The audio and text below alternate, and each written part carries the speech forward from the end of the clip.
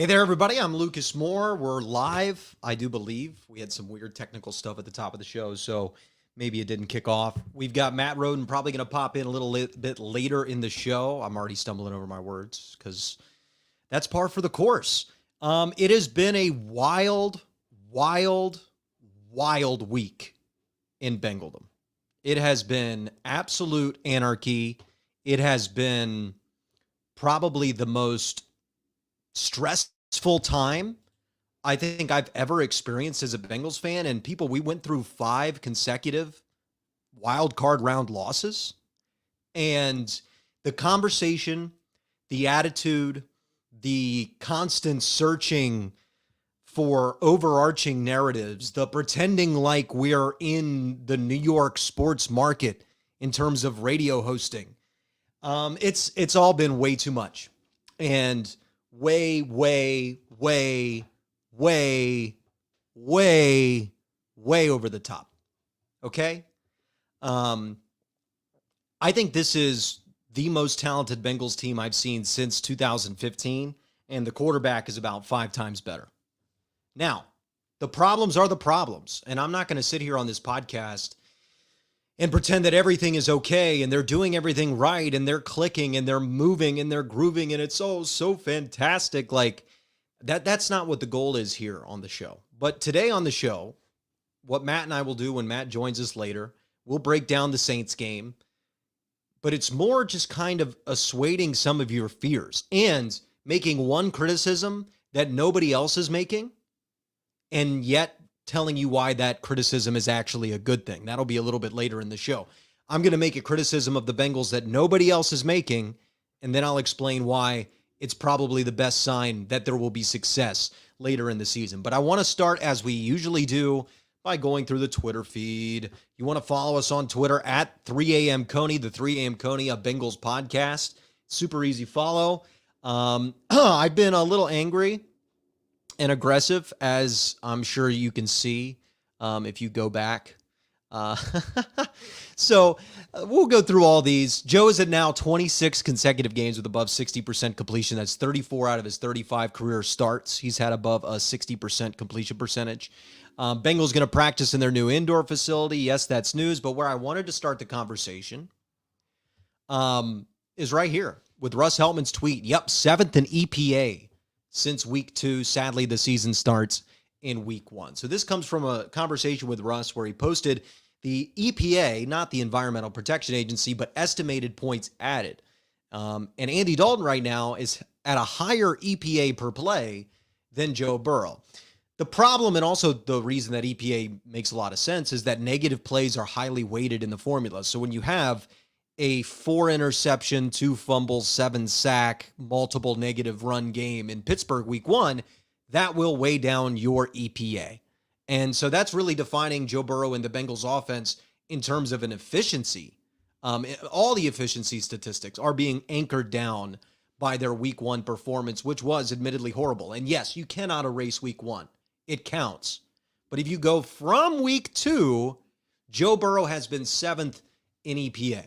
And this is with the Bengals having a struggling running game for most of the time. So that tweet I wanted to adjust. I wanted to put out there. I think that's still impressive. I think Joe Burrow being top 10 in EPA outside of week 1 is a positive thing moving forward. I think he's adjusted somewhat.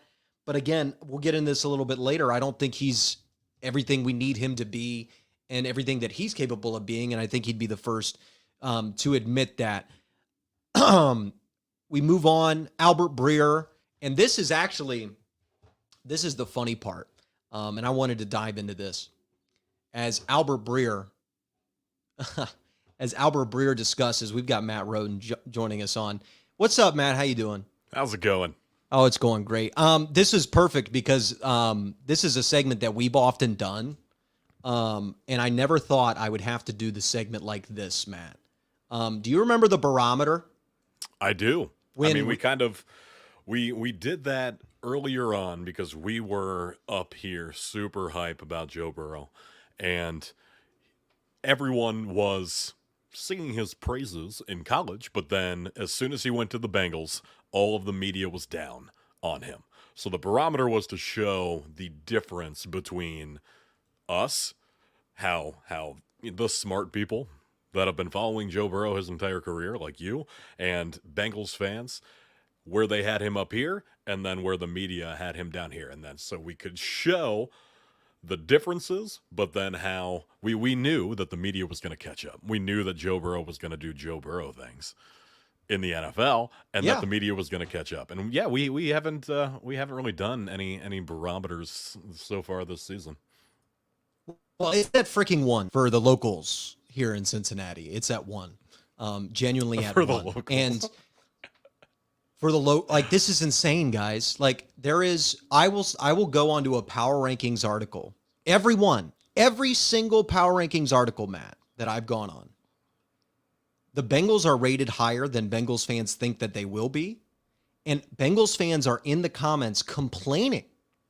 Like, what are you guys talking about? Bengals aren't the 12th best team in the league. Bengals aren't the 9th best team in the league. Are those people actual Bengals fans? No. Or are those the new bandwagon fans? Oh, no, those are the old fans, man. They don't have these hardened calluses. No, those are the old Andy fans. Dalton and of Carson Palmer and of broken dreams and shattered hopes and playoff losses. And I think that is what, those are the fans that are coming out.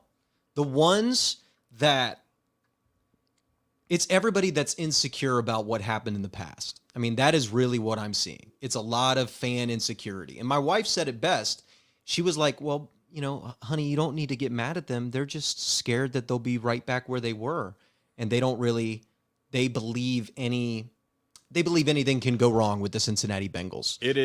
There is a massive fan insecurity happening right now because we're so scared to be back in the dark abyss we were in that it's just overreaction season, up, right, left, and down.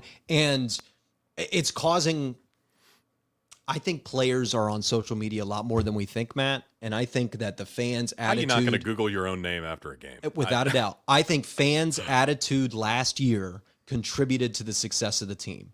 I genuinely do. Because last season was the best season to be a Bengals fan in the history of the team. Hope, optimism, defending it all at all corners. If they lost, it was because they were young. It was like a normal fan base. And they accomplished more than you could ever think, Matt. And now we're right back to being completely doubtful of the entire situation. It is an emotional overcorrecting for simple-minded people. I agree with that. I really do. Because There's not a lot of people they can't focus on something that's happening in their own life. Like the Bengals, if your entire emotional state is 100% being related to a sports team, and you're going to get online and get super mad and try to attack everyone after a loss, and then super happy, I told you so, after a win. I know that there's for NFL especially, there are those fans in every single fan base, but they like to be the loudest of the fans because I guess they have the most time on their hands to try to but it's not just troll people. It's not just fans. Listen, there are plenty of things to criticize about this football team, Matt. Plenty of things to criticize about this football team. But understanding the weight of your words and understanding, putting context into everything, I think that's a big part of covering the team. And there's a lot of people with really, really, really big followings who just sounded salty this week. Like, just sounded angry at the organization, not what's actually happening on the field. Like, remember last year after week 2 against the Chicago Bears when Joe Burrow, I was at Soldier Field wearing a Joe Burrow jersey. He threw 3 interceptions on 3 straight plays and got crunched all day. I came on this podcast and I went on a yelling rant and I said, I can't believe we didn't sign Kevin goddamn Zeitler. And I was screaming at the top of my lungs like a few folks that went viral this week. And it made me feel so much better in the moment. And then I looked like a complete idiot the rest of the year. And I vowed never to do that again. So when I'm on the floor of my best friend's apartment the bye week after Cleveland, Matt, and I've got literally everybody in my life and all of Bengals fans going, this team sucks. There's something wrong with them. Get rid of Zach Taylor. I said, we'll be fine. When they lost 41-22 to the Chargers, I was at a tailgate after the game talking to people from Athens. And I was telling them, it'll be fine. We'll be fine. Nobody wanted to believe me. Same thing after San Francisco. And then it all happened. So why on earth would I, when presented with the same issue, and I think the team is better at every position and more talented, and they have an easier schedule coming up than they had at any point last year, you want me to jump off? You want me to yell again? You want me to be hyperbolic again? I'm not going to do that. That's dumb. And I think, and we're just walking right into it. And in 4 weeks, Matt, there's going to be a lot of people that cover this team or purport to cover it or pretend to be fans of it that are going to feel fans of it. Mm-hmm. They're going to feel idiotic, super idiotic. And listen, everybody has the right to be upset with how you have the right to be upset however you want to be upset, but try to be rational. I've been upset with this team rationally in the past. And I just don't think that a tough loss on the road in prime time by 2 points at the gun should be the impetus for a full fan revolution, which is about what we face this week. You cannot teach people how to be smart and rational. That is something that they're just not going to do at this point in their lives. But you're right, with the games that the Bengals have coming up right now, I mean, the next 5-6 games, is it panic time if they lose half of them? Oh, yeah. Because this is a good stretch for them to be able to turn a 2-3 record into 7-3 easy. Yes, this is the end of my, I don't want to call it an excuse train because this is the end of my logic train. If they can continue to play like this and win half their games, lose half their games, and look inconsistent and keep looking like they did the first 5 weeks over the next 4, I'm out of arguments. I won't be able to do it anymore. It will become purely blind faith in Joe Burrow, not actual evidence faith, or I'm looking at numbers or all these things that I'm trying to do now. Gotta believe. But yeah, I think that's part of why the national media is high on Joe Burrow. They're looking at the next games. They're looking at how he is starting to figure it out. None of this has been close to the Steelers game, the very first game of the season, which I can call the recovering from the appendix game. But they have Saints, potentially Andy Dalton, and I absolutely love when the Bengals play Andy Dalton. Saints, Falcons, Browns, Panthers, Steelers again, and then Titans, Chiefs. Yeah, I mean, that's revenge row right out of the bye. I worry about those 2 games just because we've seen how mad everybody's been that's played the Bengals this year. But I think that this on the screen right now, it points right at your point, Matt, of it's been a tough schedule.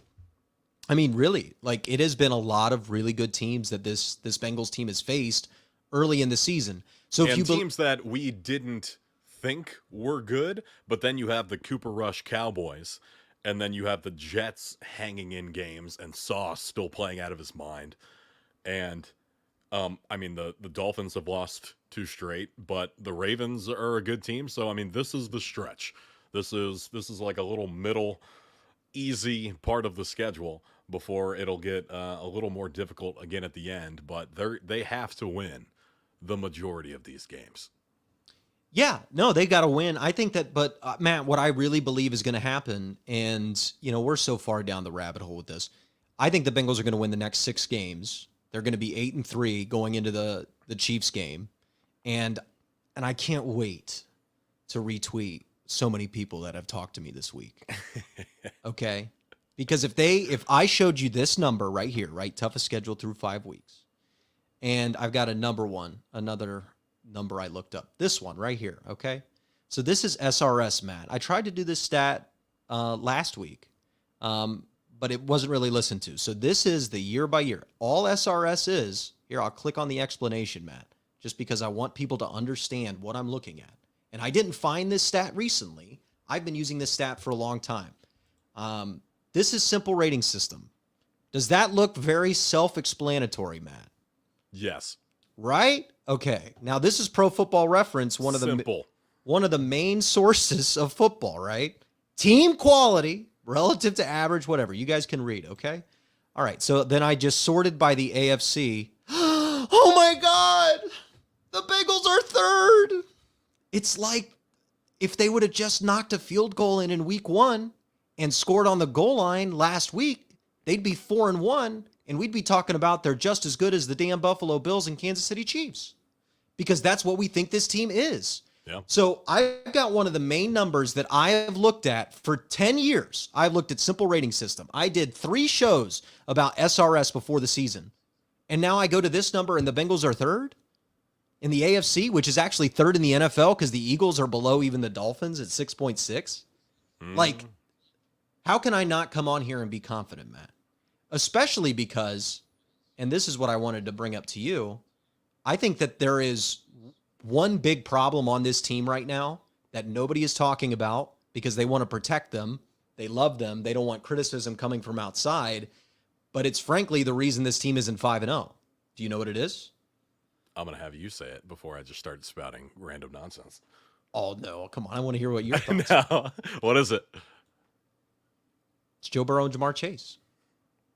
This is what I've kind of been afraid to say, but the more I thought about it, the more it's completely okay. And I agree with you there because we haven't had those explosive plays. We haven't had the ceiling or close to the ceiling of who we know Joe Burrow and Ja'Marr Chase to be. And we can look at them after a game and say that they played well. Ja'Marr caught all of his passes. He had some good, yards after the catch. Joe Burrow, good completion percentage. But they're not reaching that next level, that eliteness that we know that they can be that makes them superstars. We haven't even seen flashes of it so far this season. And I think that is a big part of why there's I almost said fanic, but it's fan panic. No, fanic is perfect. I like that term. It's fanic. We got panic. Everyone is panicking. I don't understand that. So if you were to ask, I did an article for Stripe Hype before the year. Who are the most likely Hall of Famers on this team right now? And the easy answer was 1-2, Joe Burrow, Ja'Marr Chase. Clark Harris, Kevin Huber. Kevin's not going to make it to week 18 at this rate. No, poor Kevin. He has the game record. We can miss him with it now. I love you, Kevin, but 29th ain't going to cut it. No. I'm trying to get a clip to post on Twitter, Matt. God damn it. We're talking about Kevin Huber in the middle of my rant. Sorry, go back into it. Got the little lower and everything. And then we're like, oh. That's how I feel when Kevin Huber goes into a fucking game after a Bengals drive stalls. And I'm just like, what? I was so excited for this drive to start. And then 3 and out and Huber. Yeah. So if you look across this roster and you go player by player, now that the offensive line has settled down a little bit, and now that Joe Mixon has had a decent game. Looked pretty good. Looked pretty good. Okay, against a Ravens team that's pretty good against the rush. Now, it all remains to be seen. You can maybe add Joe Mixon to it. But if you were to look at PFF grading or just classic statistics or just eye test from what you watched before, I'm not saying Joe Burrow and Ja'Marr Chase are playing bad. I think they've been good. I think they've been good players. They've been solid players. But the only 2 players on this team that are not playing up to their standard. So I think if you look across the board on the defensive line, Sam Hubbard playing above his standard, B.J. Hill playing above his standard, Trey Hendrickson playing at his standard, I would say, Jesse Bates playing at his standard, Von Bell playing above, Cheeto playing at his standard, Mike Hilton playing above. There are so many guys. Akeem Davis-Gaither, I think, is playing great. I think Zach Carter, a rookie's playing above his station. I think offensively, I think that Alex Kappa, Cordell Volson, some of these guys are playing much better as this season's gone along. T. Higgins is playing great. Tyler Boyd, when he's gotten his opportunities, is playing at his standard. There are only 2 players on this roster that are playing below their standard. Again, they're playing well, but not at what we have come to naturally expect from just literally seeing it at college and in the pros. The only two are Joe Burrow and Ja'Marr Chase. But here's why it's okay that the two players on the roster that are struggling the most compared to their standard are struggling, because they're the two best players. So who is most likely to reach their standard again if anybody were to be failing this year? If we came into this year 5 weeks in, Matt, and I go back to the beginning of the season, I go, Bengals are 2-3, offense is averaging 35 points per game, but Eli Apple looks cooked. Mike Hilton was an aberration. Trey Hendrickson was a one-hit wonder. That would be a much more concerning situation than, oh man, Joe Burrow and Ja'Marr Chase haven't played like Joe Montana and Jerry Rice, which is what they played like last year yet. Yeah, that to me would be, that's, oh wait, so the whole team is so great, but the two best guys haven't played to their standard yet. I wonder what'll happen. And that's what should be the most exciting thing. And what I've really come to is that this Joe Burrow elevating all the players around him, that is what's kept the Bengals from getting blown off the field in these first few weeks, because Joe Burrow isn't playing like the player he was last year, where he elevated everything simply through his arm. Now there is such a strong culture that was developed that Joe Burrow and Ja'Marr Chase can be 70% of who they're supposed to be, Matt. And this team is still scoring 9 point whatever in SRS and should be 3-2 against the fourth toughest schedule in the NFL. And it's just why I am exuding with hope despite the 2-3 record. Yep, that sounds right. Is this the game? Is this the game where they're going back down to New Orleans, and this is the game where it all comes together? This is the game. I'm going to call my shot, because I won't be able to make sense of it if it happens again this week. I mean, Falcons are terrible against the pass too, so that if it's not this game, it could be that one. I get it, but if they can't do it this game, then there's a systemic issue. Because if they lose this game, then that's even worse. But I mean, if they have another they were solid game, then they still. I mean, it's a long season, but. Yeah, it's this antsiness that we're watching them, and it's like we have to remind them, hey, you're Joe fucking Burrow and Ja'Marr fucking Chase. Yell at yourself in the mirror before you play the game, because for some reason you're not showing it to us. Yeah, I think that the 4 interception game, I think Joe and Zach and everybody, they were like, man, our defense is much better than we even imagined it could be. We can't be losing these games because we're throwing picks. And there's a balance to that, and they've almost gone 5-0 with Joe playing conservative. So I really do think if the defense were horrendous, conservative. No, but if the defense were bad, Joe would have much better numbers, just because he'd be throwing it downfield more. He's being very, very cautious, very conservative, which is what everybody asked him to do after week 1. It's what everybody said to do. Check the tape. I never said that. But you can throw 4 interceptions a game if you throw 4 70-yard touchdowns. Yeah, I just think that if that extra point goes in, they're hyper aggressive against Dallas, and I just think that I think that extra point just messed with everybody's head. And guess whose also fault that is? That's the fans. Listen, guys, you affect the team. Point blank, period. Your energy affects the team. No player will ever admit that. No player will ever say that.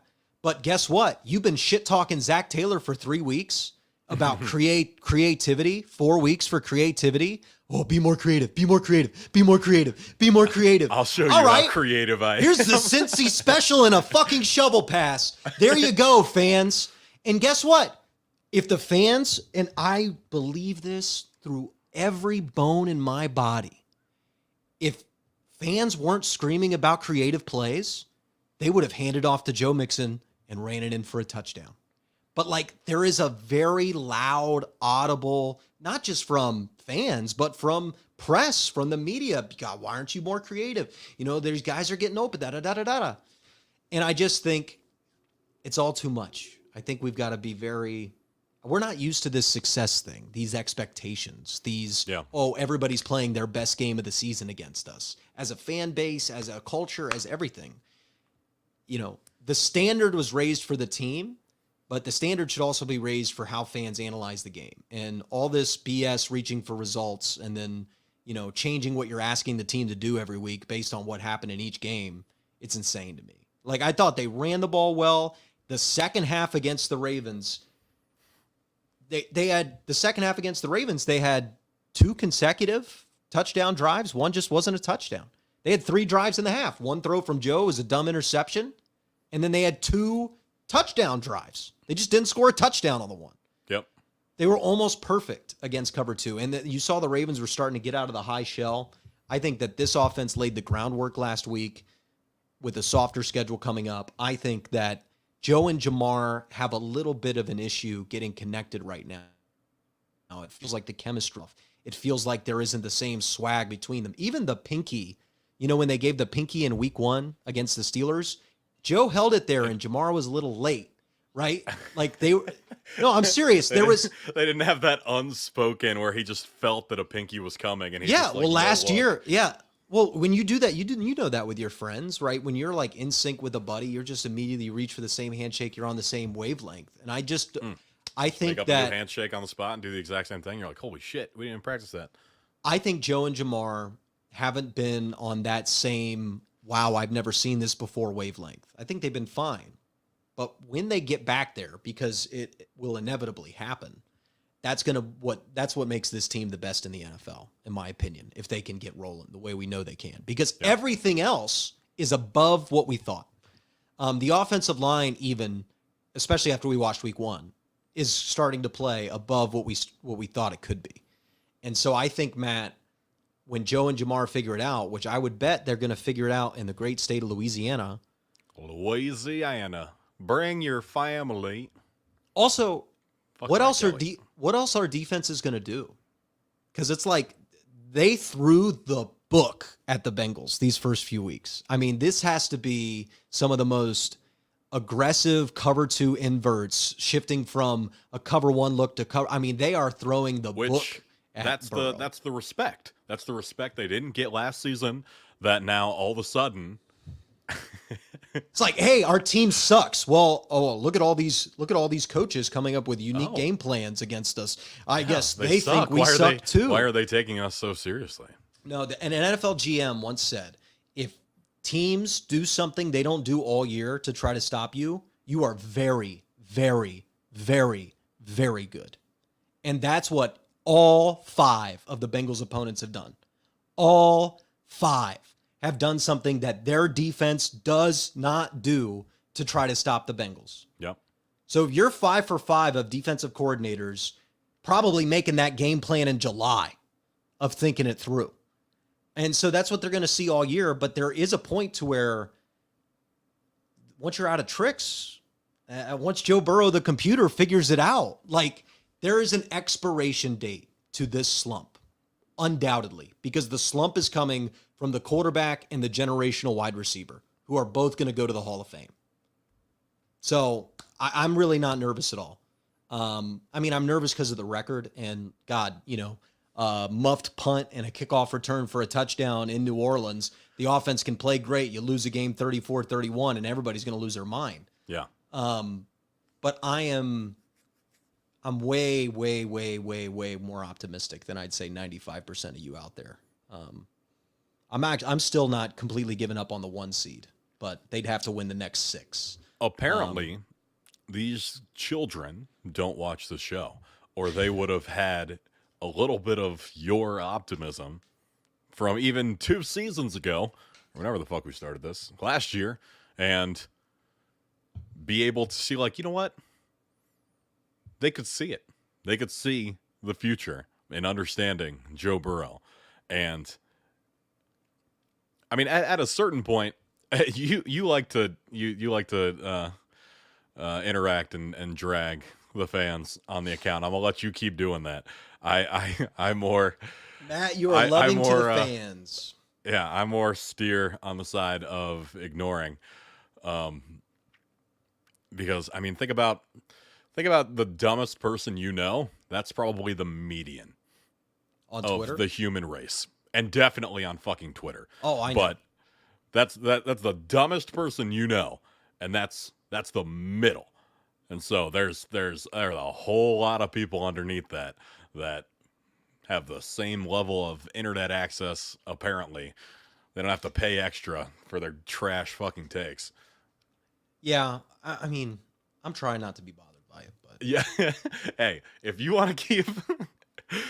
send this fucking Coney right at people. Right to their fucking face.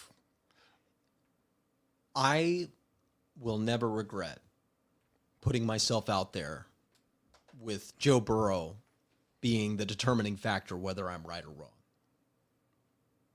I'm not going to ever regret that. And right now, if Joe Burrow plays better, which he will, they're going to win a shitload of games. Shitload. And if Joe reaches the place that I know that he can play, that we've all seen him play, the way he played, I think, San Francisco, Kansas City, that entire stretch, Baltimore, take out Baltimore, whatever. Just how he played against San Francisco, just how he played at numerous times throughout last year. If he reaches that MVP, I thought he should have been MVP last year. If he reaches that level, Matt, then this team is terrifyingly good. Speaking back to the barometer and NFL power rankings before week 6, NFL.com has the Bengals at 9.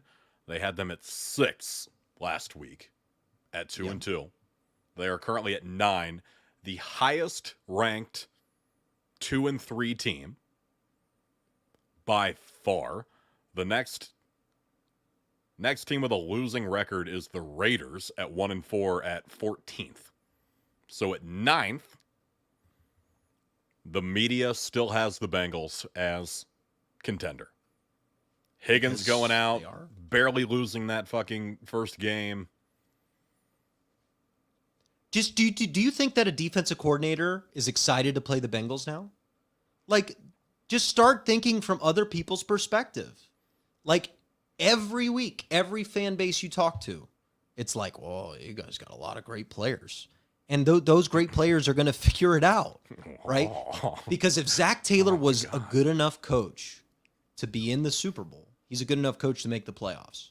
And frankly, I think Joe and Ja'Marr have to step up to save Zach's butt right now. Because if they were just making some of the plays that we're used to them making, then this wouldn't be a conversation at all. If this team were 3-2 or 4-1 as they should be, you could have the exact same stats. It wouldn't matter. And it's a very results-based business, and I understand that. But it's time for the players to execute a little more and to kind of take the heat off this coaching staff.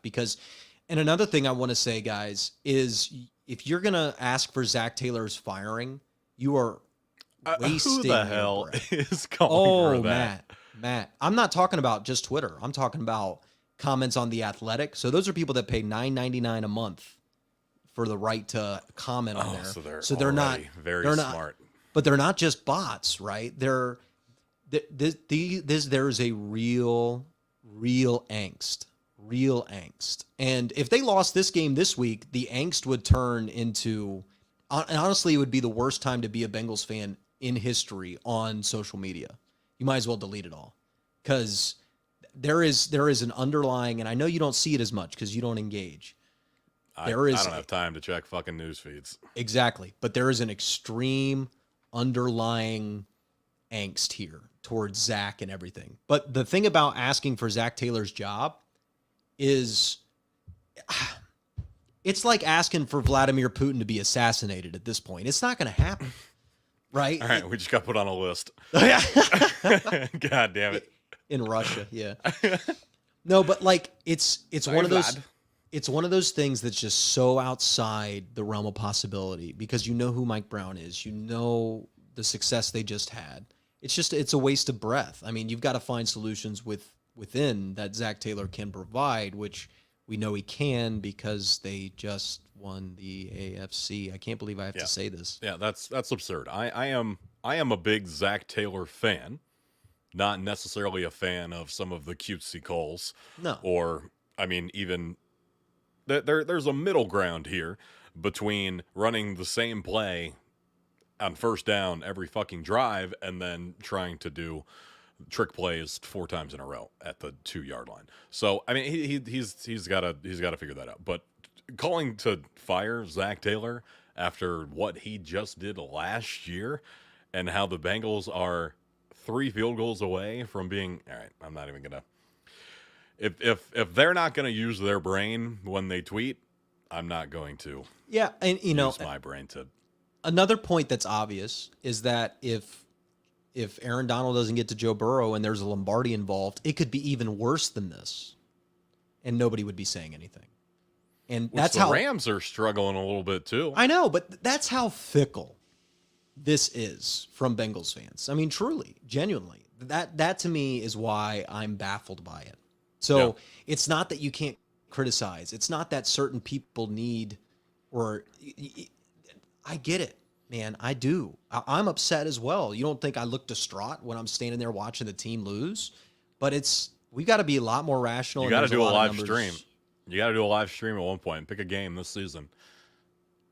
Just watch you on your couch, freaking out, pulling out your hair. All right, do you have the spread ready for Bengals Saints? Yeah, I could. Hold on, I forgot to do that. No. I know what it is though. So, okay. Well, while you're getting that ready, in the 3 road games this year, Bengals have not hit the over. All games involving the Bengals this year have yet to hit the over. Wow. That's the Bengals offense not being up to the tier of last season, and then the Bengals defense being better is holding opposing teams. So even though the Bengals are losing these games, they're close and they're lower scoring. Do you have the over-under? You know, over-under set at 43. Yeah, 43. All right, let's pick this thing. Because they're 2.5 where I've seen it. Yep, looks right. Which is a little high. You think so? You think it should be more of a pick 'em? No, I mean they got that Andy Dalton magic. They got that who's that? Oh, I just lost the name of the tight end. Taysom Hill. Taysom. You mean the kick returner, quarterback, running back, tight end, wide receiver? Yeah. The reason that it's just a road game in New Orleans, and it should be like 1.5 because I think the Bengals are like a 4-point better team, 5-point better team. But this would indicate that they're almost a 6-point better team on the spread, coming off of a division game on a Sunday night, then going on the road. And I don't know if I would put it there, but I'm going to take the Bengals. I think the Bengals win in a blowout. It's just if me setting odds, whatever, looking at it nerdily. Well, I think we just need to continue to call the Bengals win in a blowout until it actually happens, because that was supposed to be 3 other games this season, and that has not happened yet. 2 of them. We predicted a blowout against the Jets? 15. 15's a blowout. Did we decided that over 14's a blowout? In the NFL, 15's a blowout. Okay. It's a blowout. All right, 1. It's not the type of blowout we want to see. We want to see that demoralizing Bengals have 40. Joe Burrow's on the bench. They got 13, yeah. And we're trying to decide, like, we're just picking random players off the bench. Who wants to play an NFL game? Get out there. Live your dream. I think the Bengals win this game 31-13. That's my final score prediction. I think the Saints offense is dealing with a lot of injury concerns, so I have a lot of confidence in the Bengals defense. Okay, so you're going Bengals and over. Yeah, 31-13. Now that's a tight little over there because I'm hitting 44. That's a tight. That's tight. It is a tight little over. But calling that one tight. That's a tight little over. And they have not hit the over this season. So I'm going to say, you know what? I'm going with you. And I'm going to say Bengals and over. And I will put it at 36-24. Okay. So it'll be a garbage touchdown at the end for the Saints and Andy Dalton. Okay. That makes sense. So you think the second half... It would have been a blowout, but then they kind of let them do a... Yeah, I think the Bengals are going to have a great plan. I think Joe Burrow and Ja'Marr Chase are going to knock the cobwebs off because they're in Louisiana. And I think What are you saying? if any coach is gonna fuck up the easy game plan that has slowed down the Bengals of just playing cover two, invert it sometimes, then run quarters off of it, and then sneakily get into cover one on some run looks. Like, that's literally what everybody's been doing against the Bengals. If Dennis Allen is the one coach in this league who could screw up that strategy and overthink it and do the same thing he did with Justin Jefferson and leave Marshawn Lattimore on an island and then try to do weird coverages on the backside of it to stop the rest of the Vikings' weapons, I don't really understand that at all. So I think that's going to even – I think the Bengals and Joe Burrow and Ja'Marr Chase are close enough to figure out, if you played the perfect defensive game plan anyway, of how to have success against that. And I think that this week, Dennis Allen will contribute to it even more by kind of messing up the game plan, because I don't think he's much of a coach. And I think that I think it's 31-13. I think the defense plays great. I think the offense isn't as perfect as we'd like it to be again, but they're explosive. They finish in the red zone. Ja'Marr Chase has a huge play, and we all feel better, much better. That's what I predict great. We'll be talking about. Let's do that. Yep. And then the whole division might lose again. Oh, I don't know about this week, but I think the Ravens will get it right against the Giants.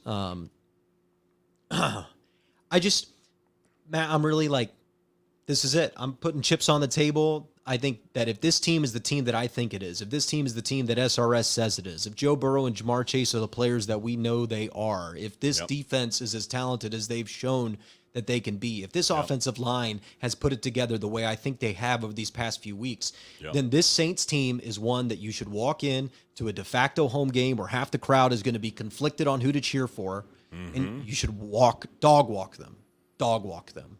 And you go, wow, these two teams are very different. And I think that's what we're going to see on Sunday. Is it going to be half LSU jerseys? Yeah. I've already seen those Saints Twitter heads that are basically us, but Saints fans. And they're all like calling out like, hey, you're going to hear some words from me if I catch you in an LSU jersey cheering for the Bengals. And I'm like, this is great, man. That's a perfect antidote there. I'm a little worried about Andy Dalton when he plays this team, though. I think he might have a little one more middle finger performance. But then also, that's why they're getting those touchdowns. He's gonna get the first touchdown against the our cornerbacks in a while. But also, I would love if Andy Dalton's on the other side and the Bengals to win 31-3 and Andy throw 3 interceptions, just so I can go through all the people that have compared Joe Burrow to Andy Dalton, which the list is over actual like 20 individuals. 12 are Twitter users and 8 people in stadium have made that direct comparison. Did you grab their info so you can? Hey, no.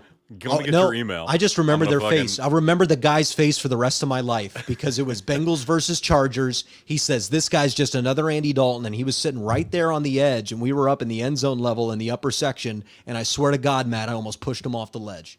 Like, I was that These upset. are the people that should be banned from the stadium for life.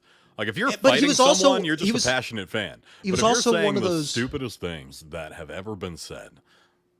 He was just so drunk that like craft or scrapbook or something. Sports is not for you. He was so drunk that he wasn't able to sit down, stand up. Like, you could tell he was struggling with that, so he just stood up and stared the whole time. It was like, this guy's Andy Dalton. I'm like, and you've been drunk since 10 a.m. No one's retweeting me. What's happening?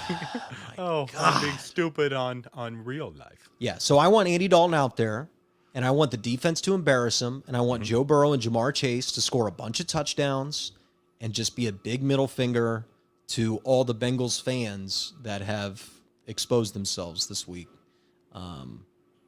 Because last year I understood it, Matt. After the bye week, I understood it. They're 5-4. Zach Taylor's got a horrible record, but now I'm baffled. I'm blown away. I'm beside myself. That's what you get.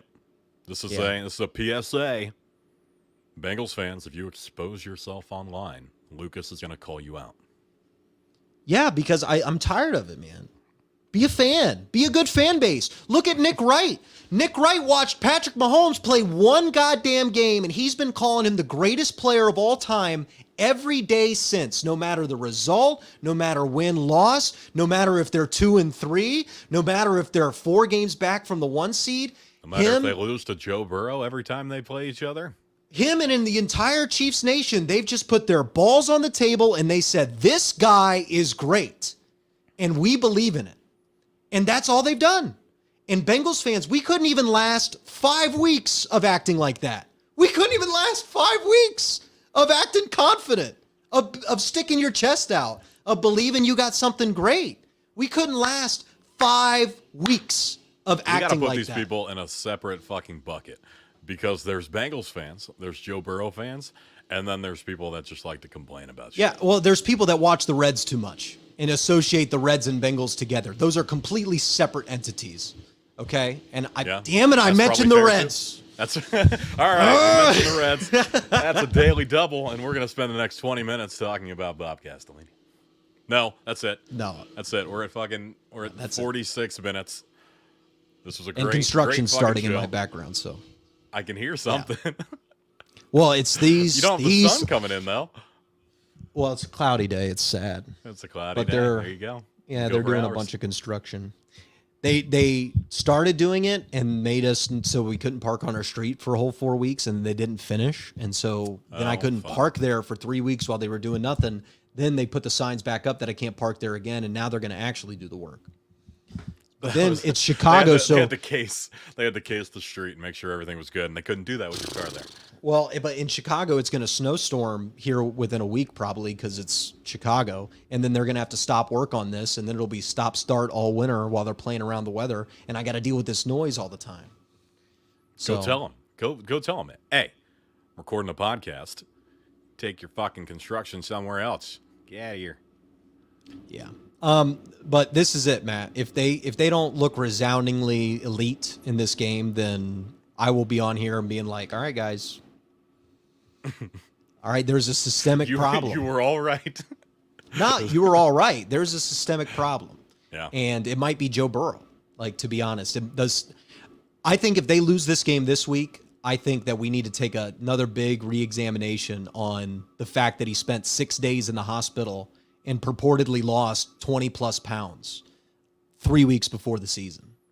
So I think that becomes a much more pertinent storyline. And honestly, if this season went off the rails somehow and they missed the playoffs, I mean, we would all have that to hold on to, that maybe it was the appendix, but that would be a very sad thing. And I just don't think that Joe's going to let something like that define an entire season of his career. So, okay, we are ending the show. Yep. On optimism side,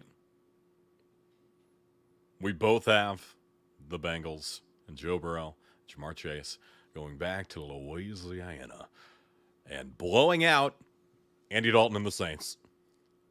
Yes. Done and done. For the love of God, if they go down 7-0 in this game, stay off Twitter. Just stay off. Don't say anything. I'm trying to end it positive. Stop bringing fans up. Don't say anything. No, I'm saying this to me and you. Okay, gotcha. And us collectively, that there might be a moment of this game, they're down, it's 10 minutes to go in the first, and we all just got to go, and then they'll blow them out. Gotta keep it close for the fans.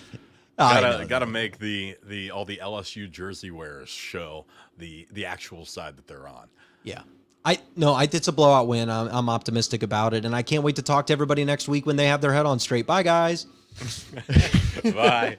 Until next week. Thank you for watching, listening. We are over 200 subscribers, and we're gonna start having some guests through the end of this Bengals season.